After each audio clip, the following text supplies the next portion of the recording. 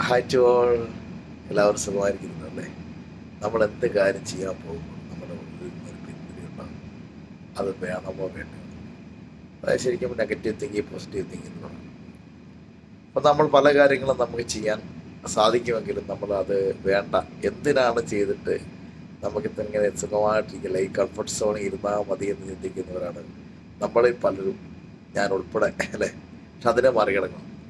മറികടന്നെങ്കിൽ മാത്രമാണ് നമുക്ക് ആഗ്രഹിച്ച പോലെ വിജയങ്ങളും നമ്മുടെ ലക്ഷ്യ പൂർത്തീകരണവും ഒക്കെ സാധിക്കും. ആ ലക്ഷ്യങ്ങൾക്ക് വേണ്ടിയുള്ള പ്രയാണമാണ് നമ്മുടെ ജീവിതം. നമുക്ക് ജീവിതത്തിൽ ലക്ഷ്യമുണ്ടായിരിക്കും.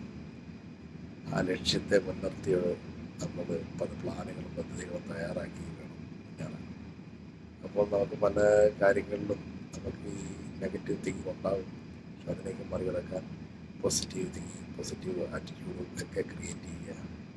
അതുപോലെ ഭയം, ഭീതി, അതിനെയൊക്കെ മറികടന്നുകൊണ്ട് നമുക്ക് ധൈര്യസമയം നമുക്ക് മുന്നേറാം.